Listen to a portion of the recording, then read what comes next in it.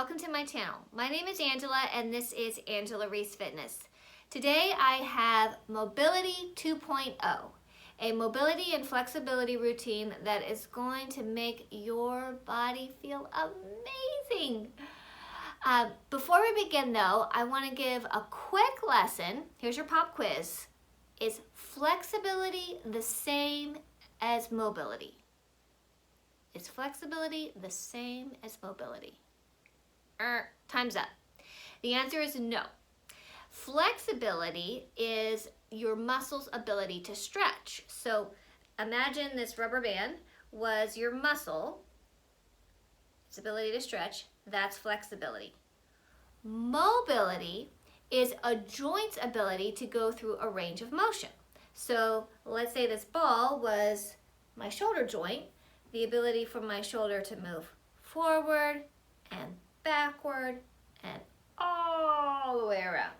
So mobility and flexibility are not the same. However, they do influence one another. For example, let's say that my chest muscles are really tight. They're inflexible. Well, that's going to prevent my shoulder joint from being mobile, from being able to move.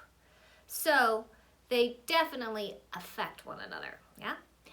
So this yoga-inspired routine that we are getting ready to do is going to help you with your mobility and your flexibility.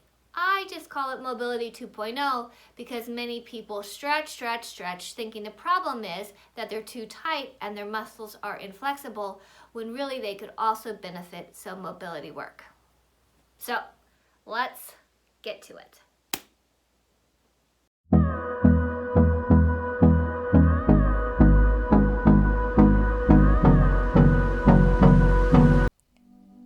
So from your hands and knees, move into a downward dog.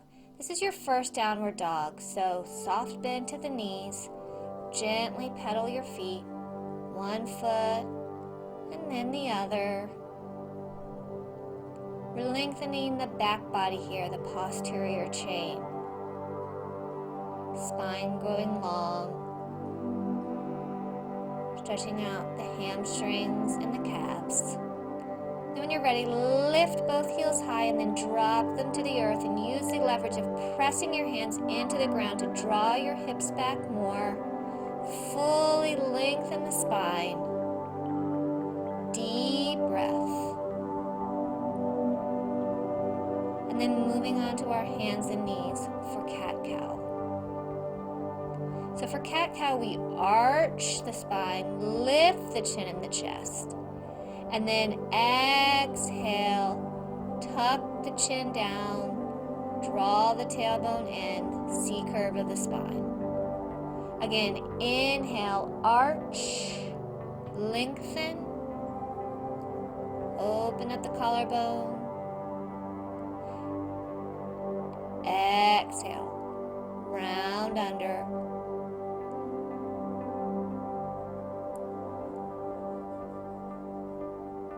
Inhale, gaze to the heavens.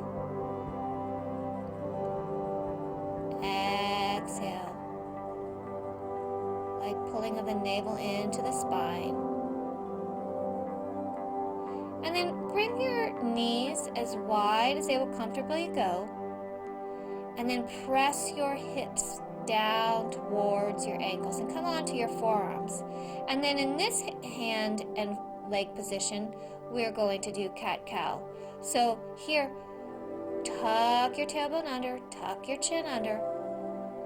Inhale, now press into your forearms and your shins to draw your spine into a lengthened position, opening the collarbones and the chest. And then exhale, that rounding, that tucking in, creating that C curve with your spine. Again, inhale.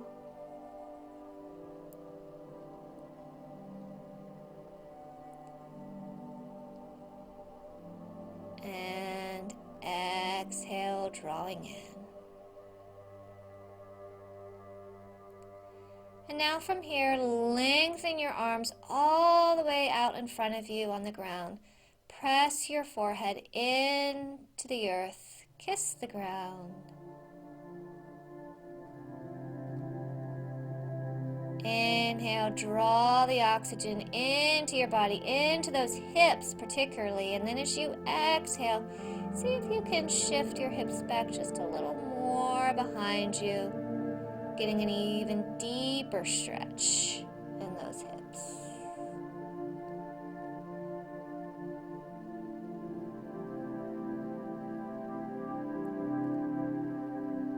And now from here, we're going to thread the needle. So take your left hand, place it underneath your body, place your left ear on the floor.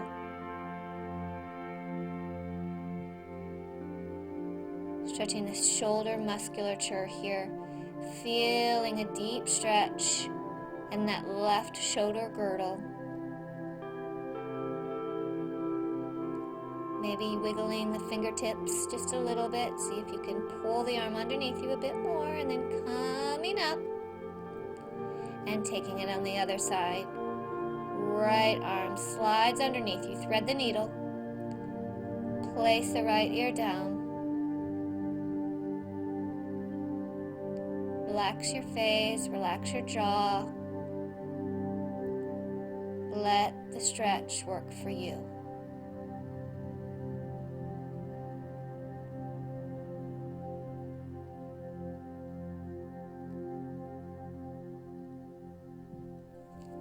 And then from here, coming back onto our hands and knees.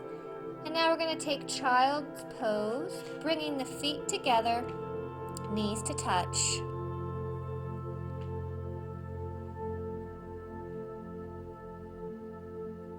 Just rounding forward, forehead on the ground. As you inhale, feel your belly expand, pressing on your legs. And then exhale and coming up. We're going to take pigeon pose now. So left leg is, or left shin, more accurately I should say, is parallel to your body. Right leg is straight behind you. That right leg rolled over so that the top of the thigh and the shin are pressing in to the ground. And then when you're ready, use your arms to square your hips. Use that upper body strength, and then come forward onto your forearms, or if you're more flexible, all the way onto the ground.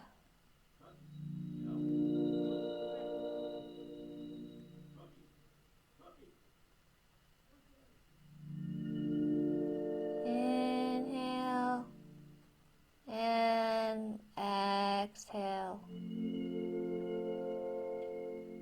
As you inhale, bring that oxygen into that left hip. And as you exhale, use the circulation to help to detox that hip. Letting go of any excess scar tissue, metabolic waste. Opening and cleansing that hip.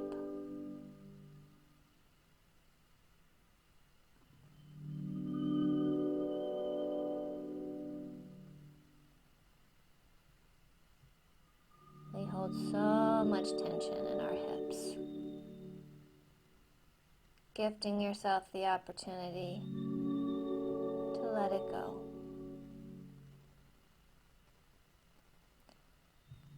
And then when you're ready, slowly, very slowly come out of this. You can tuck the back foot under. Easier to switch sides.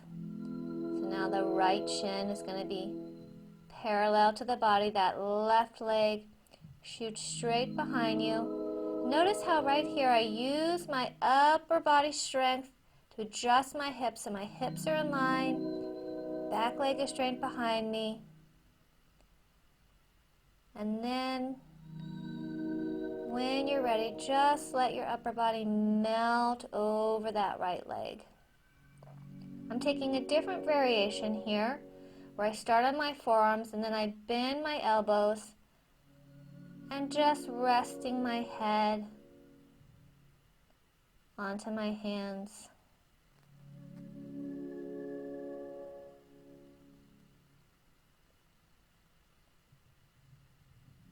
And again, we're going to inhale into that right hip.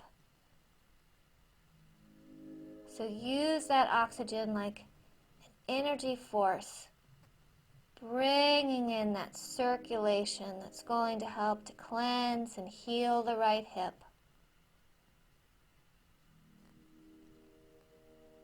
And as you exhale, letting it rinse, wash away all the toxins. Visualization is not just hocus pocus. Scientifically proven that if we can visualize what we're trying to achieve, we will have greater results. So imagine that hip opening and cleansing, creating greater mobility so you can move with greater ease.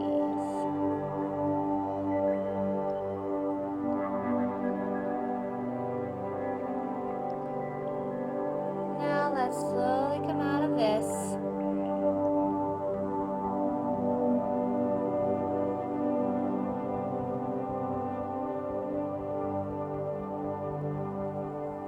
Coming onto our hands and knees.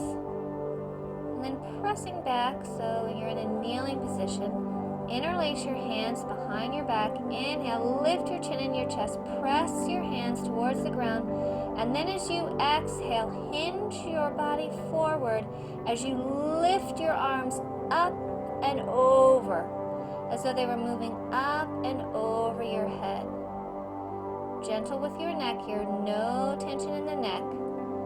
Inhale to draw your arms away from your body, and then as you exhale, bringing those arms up and over just a tad more. Listening to your body, staying within your range.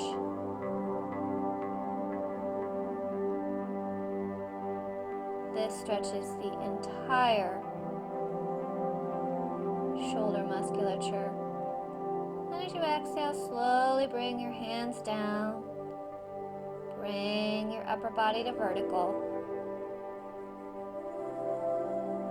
Now you can release your hands. And we're going to come into goddess pose. So taking a squat. Turn the toes out and sit the hips in between the legs. You can bring your hands to prayer position at the heart center. Use your elbows to press against the knees, opening the hips a bit more. And then interlace your hands, your arms, so that you grab a hold of opposite arm with opposite shin. Tuck the chin down. Then place your left hand on the ground and extend your right arm up towards the ceiling. So inhale, and as you exhale, use the leverage to press that elbow against your left knee. If you're feeling flexible here, you can spin around, reaching that right arm behind your back, grabbing hold of your inner thigh. As you inhale, open the chest and twist more towards the right. And then unwind and come out of this. Turn your toes to center. Straighten your legs and coming into a forward bend. Inhale, look up. Extend the spine. And as you exhale, draw the forehead towards the ground, crown of the head towards the ground. And coming into goddess pose. This time, interlace place so that the opposite arm is on top as you crisscross your arms and grab a hold of opposite hand to opposite shin. Tuck the chin under. Slight press on the legs to open the hips. And set your right hand down and extend your left arm up towards the ceiling. If it doesn't hurt your neck, you can turn and gaze and look at that left hand. And if you're feeling flexible, if it feels right for your body today, spin that left hand behind your back and grab a hold of your thigh.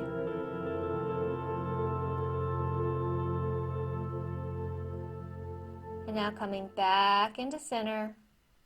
Once again, lift the hips to the ceiling, coming into our forward bend. Toes are center, and we're going to take gorilla pose here, Padangusthasana. So palms turn up, press your feet into the palms of your hands, and then bend your elbows and pull your upper body towards your lower body. As you inhale again, press into your hands with your feet.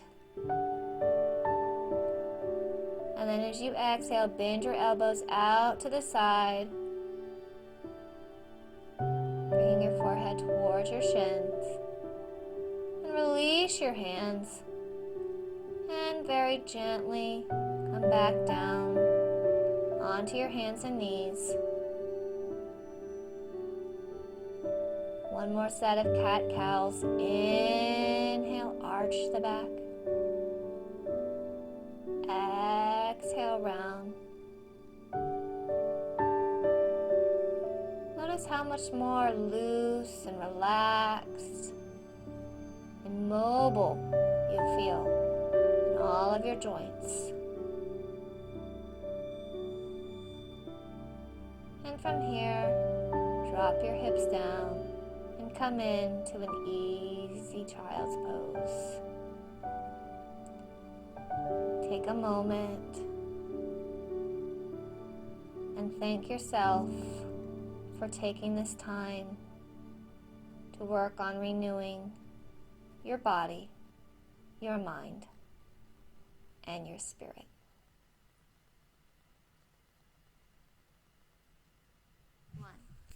Hey, it's me again. I got so excited to upload this video for you that I almost forgot to share with you my top tip for flexibility and mobility, and to please ask you to like and subscribe to my channel. So, the tip: how often should you do flexibility and mobility training? Well, 2 to 3 times a week is what's really going to help you to feel so good. And you can do that through Tai Chi or yoga or Qigong or just generalized stretching. Dynamic stretching before a workout, static stretching after a workout. And if you're curious what those two terms mean, dynamic and static, you'd like a little more info, leave a note in the comments below. So, flexibility, mobility work will just help your body groove. And speaking of groove, next week we're gonna have a, wait for it, total 80s dance workout. I'm not even that great of a dancer. So this is going to be a dance cardio workout for those of us who have 2 left feet but still love that 80s jam. So please hit that notification button so you know when the party starts and you can join me. See you then.